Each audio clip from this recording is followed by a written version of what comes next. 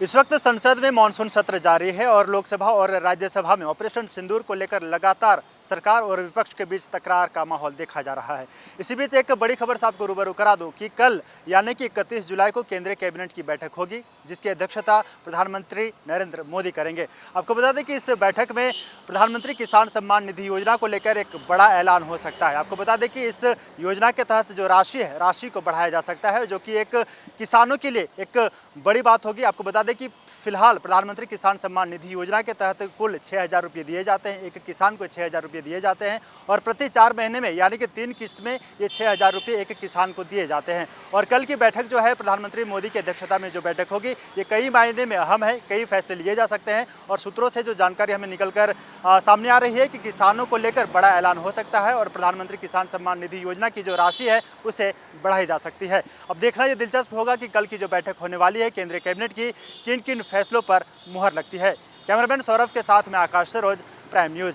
उत्तर प्रदेश की राज्यपाल आनंदीबेन पटेल का आज कन्नौज दौरा था। आपको बता दें, कन्नौज दौरे पर वो आज उत्तर प्रदेश दूसरी बार कन्नौज पहुंची थी। वहीं कन्नौज में तिरवा राजकीय मेडिकल कॉलेज स्थित प्रांगण में वो आए। उन्होंने आंगनबाड़ी कार्यकर्तियों को संसाधन किटें वितरित की। वहीं आपको बता दें, राज्यपाल ने अन्य जितने भी आंगनबाड़ी और जो युवाओं से लेकर जो भी योजनाएं थी उनको विस्तार से बताया। उन्होंने कहा कि जब आज से 10-15 साल पहले गुजरात के मुख्यमंत्री मोदी जी हुआ करते, तो उन्होंने समूह की जो योजनाएं थी, समूह बनाकर जो योजनाएं थी उनको वहां से सुचारू रूप से चालू किया था, जो कि आज देश में बहुत ही कारगर साबित हुआ है महिलाओं को आगे बढ़ाने का। उन्होंने ये भी कहा कि महिलाओं के उत्थान हेतु सरकार कई तरह की योजनाएं चला रही है, जिनमें उनको लोन आदि प्रोवाइड कराया जा रहा है और उनके रोजगार से जुड़ी चीज़ें सरकार मुहैया करा रही है। उन्होंने साफ तौर से उनके पूरे अभिभाषण में उनका जो केंद्र बिंदु था वो महिलाओं और युवाओं के उत्थान पर ही था।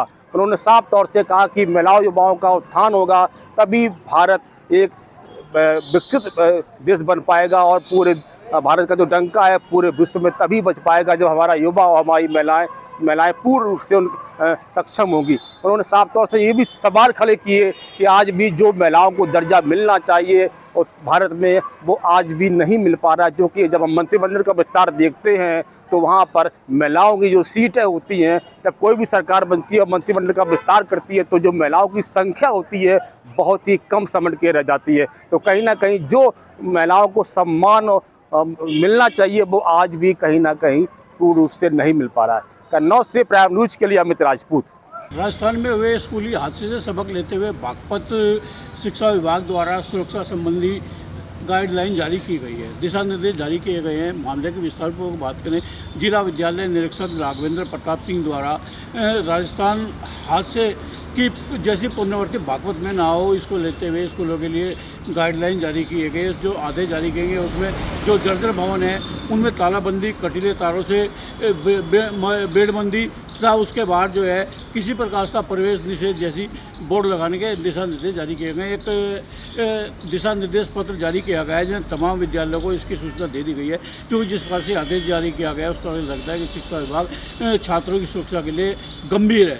क्योंकि जिस प्रकार से राजस्थान में हादसा हुआ है, अपने आप में एक बड़ा हादसा था, बागपत जनपद में इसकी पुनरावृत्ति ना हो तो इसके लिए बागपत शिक्षा विभाग अभी से गंभीर नज़र आ रहा है। क्योंकि जिला विद्यालय द्वारा जो आदेश जारी किए गए उसके अनुसार किसी भी अभिभावक का, किसी भी छात्र का, किसी भी शिक्षक का जर्जर जो भवन है विद्यालय का उसमें प्रवेश निषेध के आदेश जारी किए गए तथा बाहर इस संबंध में बोर्ड चस्पा करने के भी दिशा निर्देश जारी किए गए हैं।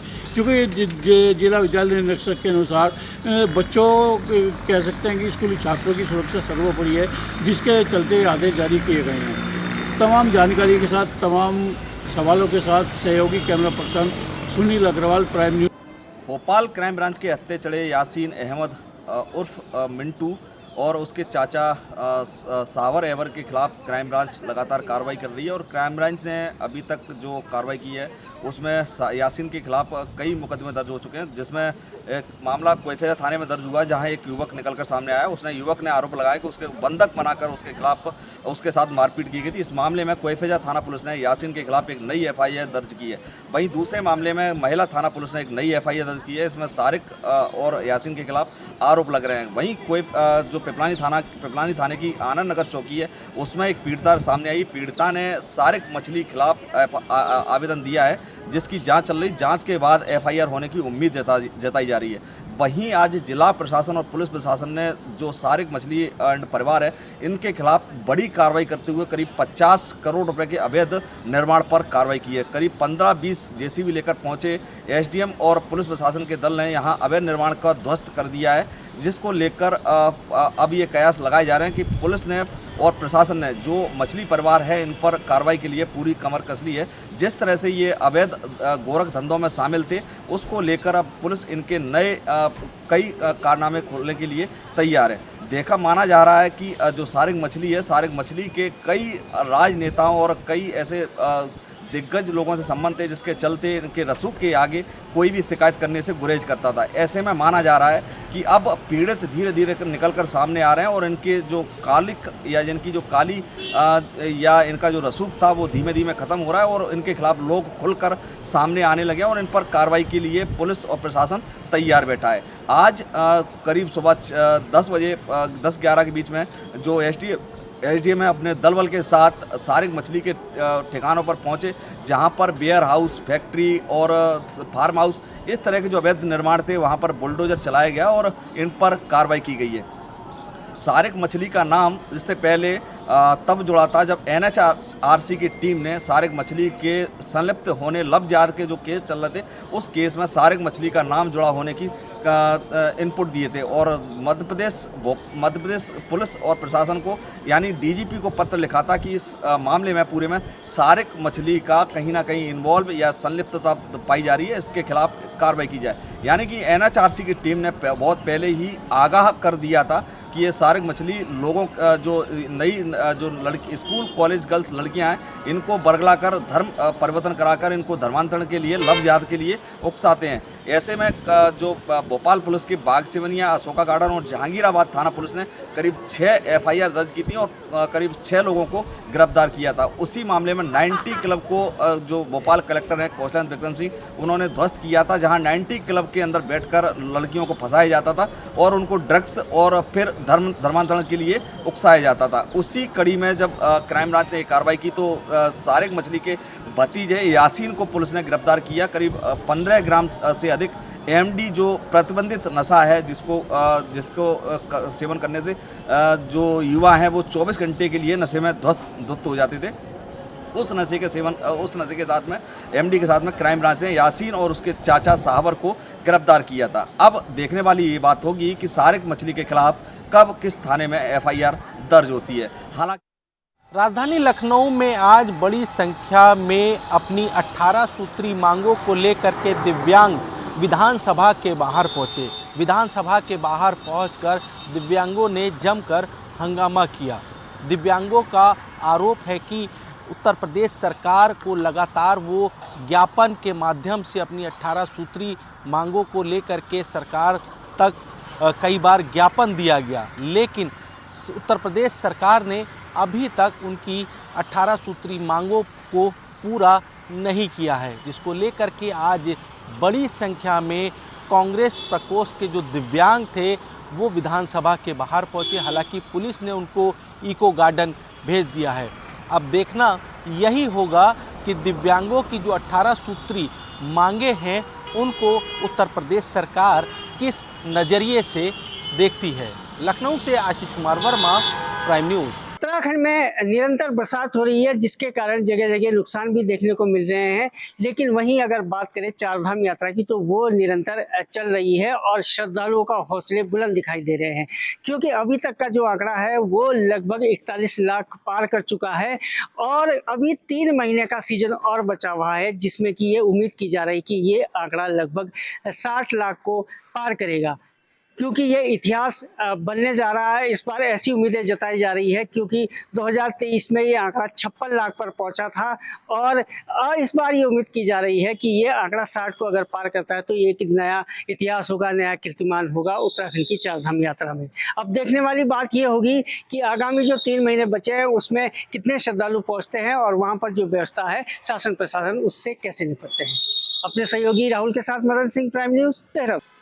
देश के अलग अलग इलाकों में भारी बारिश और बाढ़ की जो स्थिति है वो लगातार बनी हुई है। अगर बात करें राजस्थान की तो राजस्थान के कई जिलों में भारी बारिश हो रही थी जिसकी वजह से बाढ़ के जो हालात है वो बन गए थे। बता दें कि आपको कि करीब 6 ऐसे राजस्थान के जिले हैं जहां पर बारिश का जो रेड अलर्ट है वो जारी किया गया है। वहीं 14 ऐसे जिले हैं जहां पर स्कूलों को बंद करने का निर्देश है वो जारी किया गया है। वहीं अगर बात करें राजस्थान के सवाई माधोपुर इलाके की, वहां पर बाढ़ की जो स्थिति है वो गंभीर रूप से दिखाई दे रही है।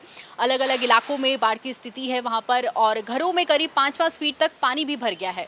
वहीं जो रेस्क्यू टीम है वहां पर लगातार काम कर रही है और लोगों को बचा रही है। वहीं अगर बात करें हम हिमाचल प्रदेश की तो हिमाचल प्रदेश के मंडी में कुछ दिनों पहले बादल फटा था जिसकी वजह से करीब 3 लोगों की जान चली गई थी। वहीं अगर जम्मू कश्मीर की बात करें तो जम्मू कश्मीर में भी भारी बारिश की वजह से 2 लोगों की मौत हो गई थी।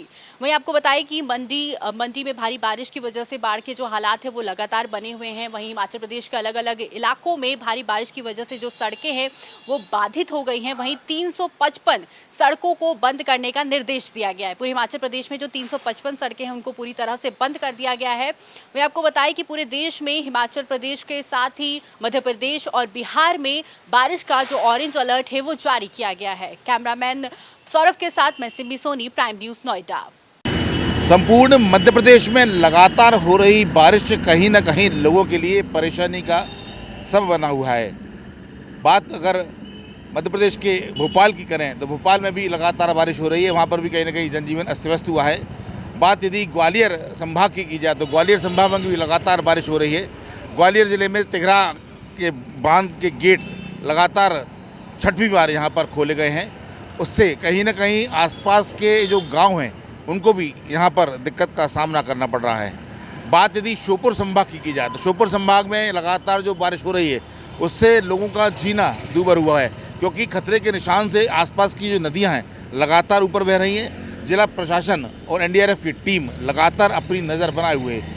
बात यदि शिवपुरी ज़िले की जाए तो शिवपुरी ज़िले में भी लगातार जो बारिश हो रही है उससे भी कहीं ना कहीं लोगों को भारी दिक्कत का सामना करना पड़ रहा है। इसके अलावा रीवा संभाग की बात की जाए तो रीवा संभाग में भी जो लगातार बारिश हो रही है उनके आसपास के जो डैम हैं, जो छोटी नदियां हैं, उनका भी पानी ओवरफ्लो हो रहा है। उससे कहीं ना कहीं दिक्कत का सामना यहाँ पर करना पड़ रहा है।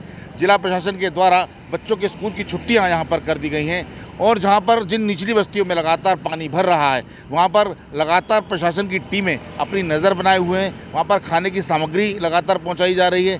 अभी हाल ही में कल जो एक वीडियो सामने आया था उसमें श्योपुर ज़िले में पीएम राइज स्कूल की में अत्यधिक स्कूल के वहाँ पर अत्यधिक पानी भर जाने के कारण तकरीबन 21 बच्चे स्कूल में फंस गए थे, उनको भी सुरक्षित बाहर निकाल दिया गया था। बात यदि ग्वालियर ज़िले की जाए, लगातार हो रही बारिश से ग्वालियर में भी कल एक मकान धराशायी हुआ, उसमें 2 लोगों की मौत यहाँ पर हो गई थी। तो इस तरीके से पूरे संभाग के अंदर कहीं रुक रुक कर और कहीं लगातार बारिश हो रही है। लगातार गेट खोले जा रहे हैं। जिला प्रशासन और एनडीआरएफ की टीम लगातार अपनी नज़र यहाँ पर बनाए हुए है। यदि मौसम विभाग की माने तो आने वाले 2 दिन तक मौसम ऐसा ही रहने वाला है। प्राइम न्यूज़ के लिए ग्वालियर से सुयश शर्मा।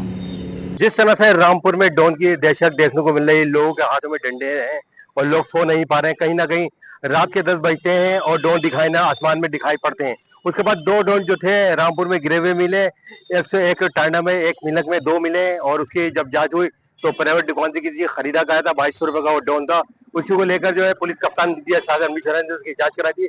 जांच में पाया गया 2200 रुपए का खरीदा गया। बच्चे ड्रोन उड़ा थे, बच्चे वाला ड्रोन था, लेकिन ड्रोन कोई भी उड़ाता है पुलिस को निर्देश दे दिए गए। थाना अध्यक्ष जितने भी हैं उनसे बोल दिया गया है कोई भी ड्रोन या कुछ होता कहीं भी अगर सूचना है तो तुरंत उसके खिलाफ जो है कार्रवाई की जाए, ताकि दहशत का माहौल जो रामपुर में बना है ऐसा नहीं होना चाहिए। पूरी यूपी में बिल्कुल दहशत का माहौल देखने को मिल रहा है। एक तरफ ड्रोन है, दूसरी तरफ जो है और चोरों का भी आतंक देखने को मिल रहा है। चोर भी दिख रहे हैं, फुटेज में भी निकल के आ रहे हैं, लेकिन अभी तक जो है कोई कार्रवाई नहीं हो पा रही, ना कोई गिरफ्तारी हुई है। हालांकि ड्रोन जरूर मिला था, यह खुलासा जरूर किया था, उसके पकड़ा था, ऑनर को जरूर पकड़ा था। ऑनर ने जब बातचीत हुई, मैंने खरीद के लेके गए थे, 2200 रुपए का ड्रोन था और ऐसे ये उड़ाने वाला है, लेकिन ऐसा कुछ नहीं है यहाँ पे। दहशत का माहौल यहाँ पे बना हुआ, लेकिन अगर हम बात करें तो रातों को लोग जो है सो नहीं पा रहे हैं और रातों को पूरी तरह से जाग रहे हैं, छतों पे बैठे हुए टॉर्च एरिया बैठे हैं। जिस तरह से रात के 10 बजते हैं उसके बाद जो है आसमान में ड्रोन देखने को मिलते हैं, लेकिन पुलिस कप्तान विद्यासागर मिश्रा जो उनका साफ तौर पर कहना है ऐसा कुछ नहीं है, ये अफवाहों पर ध्यान नहीं दे। और जो भी अगर कुछ इसमें की कोशिश दिखती है या कुछ है तो थानों को इंतला करें और पुलिस को तुरंत सूचना करें। पुलिस जो है मौके पे पहुंचेगी और उसके बाद हमने देखा पुलिस जो है जागरूक करती हुई नजर आ रही है। थाने गंज की पुलिस देखिए जिप्सी वहां पहुंची हुई है और लोगों को इकट्ठा करी हुई है, जागरूक कर रही है, अफवाहों पर ध्यान नहीं दे। कोई भी अगर कुछ ऐसा पाया जाता है तो हमें उसको ही नहीं है इत्तला करें, यानी कॉल करते हुए नजर आए। रामपुर से प्राइम न्यूज के लिए रिजवान खान। कल डोईवाला ब्लॉक में मतगणना होनी है, उसकी तैयारियां आप देख सकते हैं मेरे पीछे जोर शोर से चल रही हैं। जो प्रत्याशी हैं उनके अभिकर्ता पास बनाए जा रहे हैं ताकि कल जब मतगणना हो तो अंदर उनका प्रवेश किया जा सके। आरओ डोईवाला की अगर हम बात करें, उन्होंने बताया है कि 3 हॉल है अंदर, जिसमें 13-13 और 8 टेबल लगाई गई हैं।